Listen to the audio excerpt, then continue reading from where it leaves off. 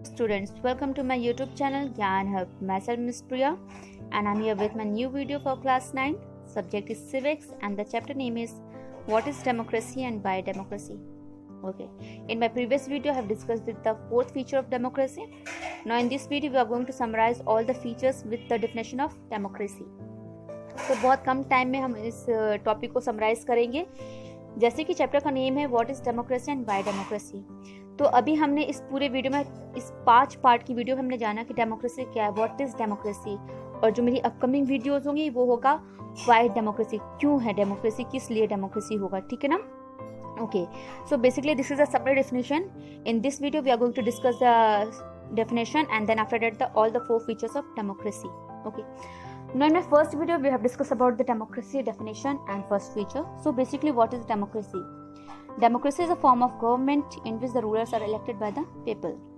तो जब मैंने ये डेफिनेशन आपको बताई थी तो इसमें मैंने बताया it just a simple definition, but इस डेफिनेशन में ही बहुत सारे क्वेश्चन उठ रहे हैं. Like the first question arises, a democracy is a form of government means which type of government we are making. हम किस तरह की सरकार को बना रहे हैं, या कि वो खुद से आए हैं, या फिर वो जनता के द्वारा इलेक्ट किए गए हैं, या वो डिक्टेटरशिप में थे, या वो किंगशिप मतलब family to family royal families के थ्रू आ रहे हैं.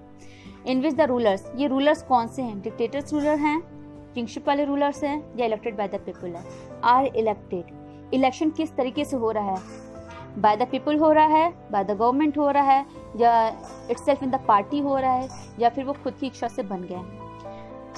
Bye the people, bye the people किस तरह के लोगों के द्वारा हो रहा है, पार्टी के थ्रू हो रहा है, जैसे कम्युनिस्ट पार्टी खुद इलेक्ट करती थी, या फिर कंट्री के जो सिटीजन हैं उनके थ्रू हो रहा है, या फिर डिक्टेटर्स हैं तो वो आर्मी के थ्रू ले रहे हैं, या अगर हम किंगशिप की बात करते हैं तो रॉयल फैमिली इसका डिसीजन लेते हैं कि आने वाले टाइम में कौन रूल करेगा.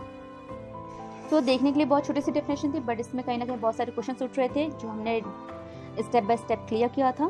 सो democracy is a form of government. Democracy जनतंत्र, गणतंत्र एक ऐसा फॉर्म है, सरकार की एक ऐसी भाग है, एक ऐसा प्रकार है जिसमें जो शासक होता है वो जनता के द्वारा चुना जाता है. इसके हमने 4 फीचर्स पढ़े थे, और जो हमने पहला फीचर पढ़ा था उसमें मैंने आपको एग्जांपल दिया था पाकिस्तान का, और जो वो फीचर था वो ये था that in a democracy the final decision making power must be rest with those elected by the people. कि डेमोक्रेसी में जो हमारा जो अंतिम निर्णय होता है हम उनके ऊपर छोड़ते हैं जिसे जनता ने चुना है, उस रूलिंग पार्टी के ऊपर छोड़ते हैं जिसे जनता ने चुन रखा है. So rulers elected by the people take all the major decisions. तो ये डेमोक्रेसी का पहला क्लियर कर रहा है that rulers elected by the people take all the major decisions. वह शासक, वह रूलर जो जनता के द्वारा चुना जाता है उसे अधिकार होता है हर एक निर्णय को लेने का.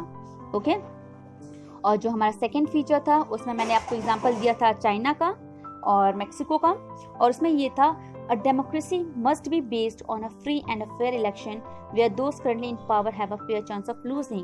कि डेमोक्रेसी में एक ऐसा इलेक्शन होना चाहिए, इतना साफ सुथरा इलेक्शन होना चाहिए कि जिसमें जो रूलिंग पार्टी है, जो वर्तमान काल में जो चल रही होगी वो पार्टी, उन्हें इतना अधिकार हो कि वो इलेक्शन को हार भी सके. जिसमें मैंने एग्जांपल दिया था मेक्सिको और चाइना में. चाइना में ये था कि कम्युनिस्ट पार्टी के अंदर ही इंडिविजुअल फाइट कर सकता था, और जब हमने मेक्सिको का एग्जांपल देखा था तो उसमें ये था कि जो PRI जो पार्टी थी वो क्या करती थी, वो हमेशा इलेक्शन जीती थी, क्योंकि कहीं ना कहीं वो फ्रॉड या माल प्रैक्टिसेस को यूज़ करती थी इलेक्शन को विन करने के लिए. तो हमने सेकंड में यही जाना कि सबको फेयर चांस मिलना चाहिए जीतने के लिए, चाहे वो अपोजिशन पार्टी हो चाहे वो रूलिंग पार्टी हो. सो the second feature is election offer a choice and fair opportunity to the people to change the current rulers. कि इलेक्शन जो होता है, जो मतदान होते हैं, वो एक साफ सुथरा निर्णय लेने का, आपको फैसला लेने का एक मौका देती है, ताकि जो करंट रूलिंग पार्टी, जो वर्तमान काल में जो रूलिंग पार्टी जो शासन चल रहा है उसे हम चेंज कर सके. Now the third feature we have discussed in our previous videos, that is one person one vote one value. एक व्यक्ति एक मतदान और एक उसकी कीमत. तो इसमें हमने ये जाना था that in a democracy each adult citizen must have one vote and each vote must have one value. कि हर एक व्यक्ति के पास एक वोट होता है, एक मतदान होता है, और उस हर एक मतदान की गिनती जो होती है वो एक होती है. So in that feature we have discussed that everyone is having equal right, whether they are male or female, whether they are having different sex, different religion, different caste, it doesn't matter. He or she must be having the age of 18 or more than 18 years. They are having the right to vote.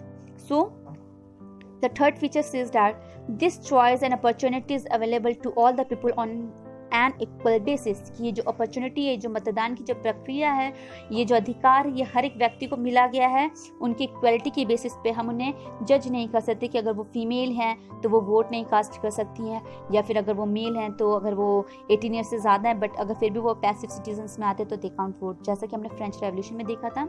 और इसमें मैंने आपको तीन example दिए थे Saudi Arabia में, जिसमें हमने देखा कि 2015 तक औरतों को, जो लेडीज़ थी, जो फीमेल थी, उन्हें अलाउ नहीं किया गया था वोट करने के लिए। एस्टोनिया में हमने देखा था जहाँ पे क्या थे, रशियन माइनॉरिटी को बहुत मुश्किल होती थी अपने वोट को काउंट कराने में। और फिर हमने फिजी में देखा था जो इंडियन फिजिस्ट थे उनके वोट को क्या किया जाता था, उतनी इंपॉर्टेंस नहीं दी जाती थी जो वहाँ के इंडिजिनस स्पीसीज को दिया जाता था। Now the fourth and the last feature is that the rule of law and respect for right.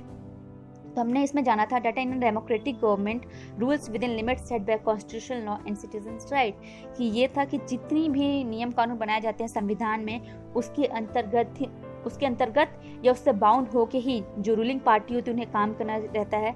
ये नहीं कि आप उसके रूल के बाहर जाके करें, और आपके काम करने में, आपके कर्तव्य के दौरान किसी भी नागरिक का जो अधिकार है वो कहीं से भी भ्रष्ट या कहीं से भी उसका अनादर नहीं होना चाहिए। Every citizen have the right to respect and every constitutional body should have to respect the citizens right.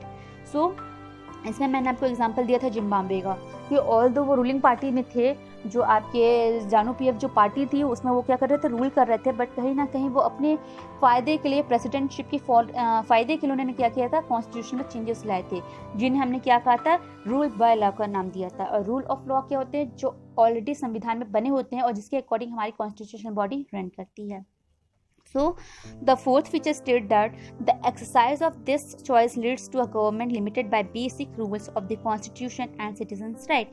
जो हम जो एक्सरसाइज करते हैं अपने इस कॉन्स्टिट्यूशनल बॉडीज़ को लेके, उनकी गवर्निंग बॉडी क्या होना चाहिए, लिमिट में होना चाहिए, लिमिटेड होना चाहिए, और पूरी कोशिश होना चाहिए कि संविधान के जरिए हम काम कर रहे हैं, संविधान के लिए हम काम कर रहे हैं, उसमें हम कोई भी हेर फेर ना करें और किसी भी नागरिक के मतदान को या किसी भी नागरिक के अधिकार को हम किसी भी तरह का अनादर या कष्ट ना पहुंचाएं।